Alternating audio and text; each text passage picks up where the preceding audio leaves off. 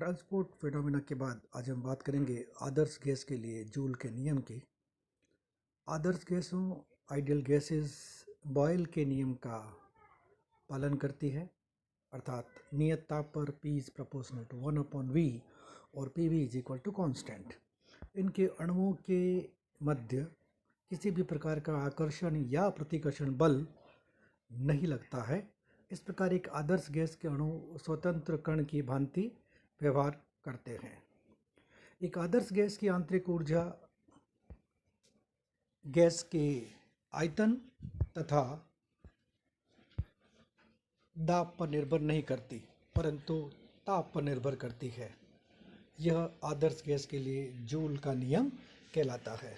अब हम गैसों के मुक्त प्रसार एवं जूल गुणांक की बात करेंगे, that is free expansion of gases and Joule's coefficient.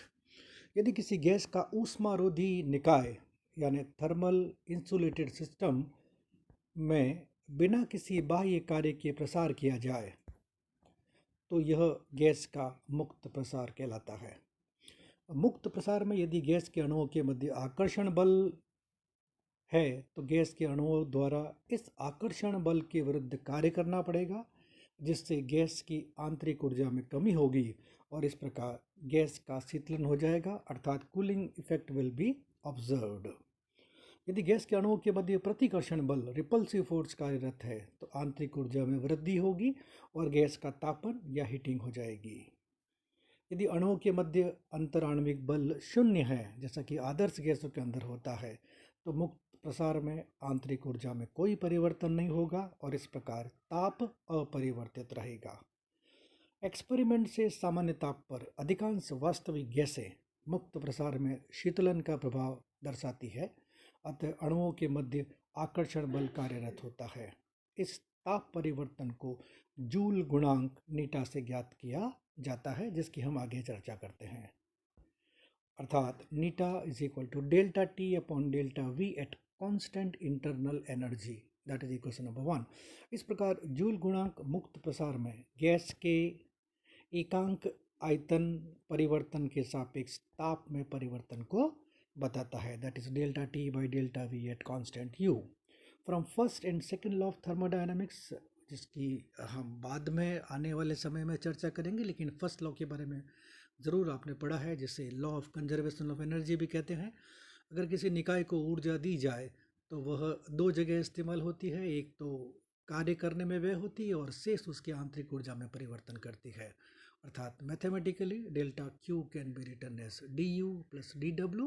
और जो सेकेंड लॉ है वो एक नई टर्म एंट्रोपी को डिफाइन करता है, जिसे अनदर थर्मल या थर्मोडायनेमिक्स कांस्टेंट कहते हैं। D Q by T is equal to T S या D Q is equal to T D S.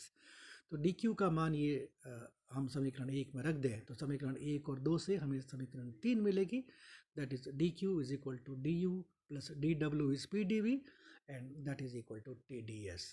अब 4 मैक्सवेल इंपॉर्टेंट रिलेशंस है जो परीक्षा के दृष्टिकोण से भी महत्वपूर्ण है, जिसकी हम इस टॉपिक के बाद चर्चा करेंगे, उनको हम डिराइव भी करेंगे। यहाँ पे उन चारों रिलेशन को मैं लिख रहा हूँ आपकी सुविधा के लिए, और इसमें हम दूसरे समीकरण का इस्तेमाल करेंगे कि delta V by delta S by delta V at constant temperature is equal to delta P upon delta T at constant volume. तो समीकरण 3 से अगर हम समीकरण 3 का आयतन V के सापेक्ष नियत ताप पर आंशिक अवकलन करें तो T delta S by delta V at constant temperature is equal to delta U by delta V at constant temperature plus P, because आयतन के सापेक्ष ही डिफरेंशिएशन कर रहे हैं। सो फ्रॉम 4 and 5 अगर हम मान रखें इसका D S by D V का समीकरण 4 से समीकरण 5 के अंदर, तो हमारे पास समीकरण बन जाएगी T into delta P by delta T at constant volume is equal to delta U by delta V at constant temperature plus P, और you can say delta U by delta V at constant temperature is equal to T into delta P by delta T at constant volume minus P। वास्तविक गैसों की अवस्था समीकरण अर्थात van der Waals समीकरण से हमको पता है दाब के अंदर करेक्शन होता है, आयतन के अंदर करेक्शन होता है, जिसके बारे में आपने केमिस्ट्री में भी पढ़ा होगा। तो P plus A by V square is into V minus B is equal to RT. So you can say P plus A by V square is equal to RT upon V minus B, और P का मान निकालेंगे तो हमें समीकरण 7 मिल जाएगी। ये समीकरण 7 से मान अगर हम समीकरण 6 में रखें, और उसके पहले अगर हम चूँकि समीकरण 6 की राइट हैंड साइड में delta P by delta T at constant volume है, तो समीकरण 7 का यदि हम कांस्टेंट वॉल्यूम पर ताप के सापेक्ष अवकलन करें तो delta P by delta T at constant volume will be equal to R upon V minus B, क्योंकि आगे वाली टर्म कांस्टेंट वॉल्यूम वाली 0 हो जाएगी। ये मान अगर हम समीकरण 6 में वापस रख दें तो हमारे पास delta U by delta V at constant temperature is equal to T into R by V minus B minus P। समीकरण 7 से RT by V minus B का मान निकालें तो ये आ जाएगा P plus A by V square, और ये मान हम समीकरण और यू कैन से RT upon V minus B is equal to A by V square, अर्थात समीकरण 9 में इसका मान रख दें जो कि समीकरण 9 की राइट हैंड साइड है, तो हमारे पास समीकरण आ जाएगी P RT delta U by delta V at constant temperature is equal to A by V square. चूँकि वास्तविक गैस के लिए आंतरिक ऊर्जा U आयतन और ताप पर निर्भर करती है, अर्थात U is function of volume as well as temperature. तो हम टोटल डिफरेंशियल लिखें तो du can be written as delta U by delta V into dV at constant temperature plus delta U by delta T into dt at constant volume. और चूँकि मुक्त प्रसार में आंतरिक ऊर्जा में परिवर्तन नहीं होता है, इसलिए du is equal to 0। So you can say du by dV at constant temperature into dV can be written as minus of delta U by delta T at constant volume into dt, or you can write समीकरण उपरोक्त समीकरण में dV को right hand side में ले जाए और at constant आंतरिक ऊर्जा डिफरेंशियल कर लें तो हमारे पास आ जाएगा delta T by delta V, जो dt बाई dV का हिस्सा है और कहाँ पर है, आंतरिक ऊर्जा constant, because du is equal to 0 है।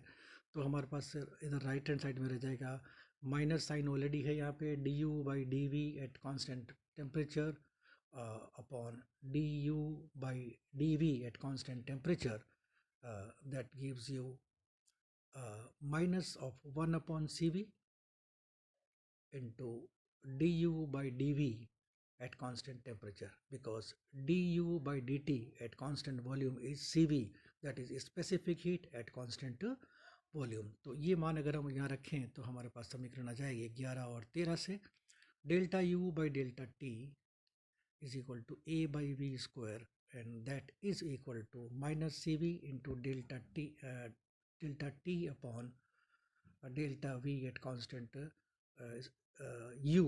So you can write delta T upon delta V at constant U is equal to minus 1 upon CV A by V square, and that is known as Joule's coefficient neta.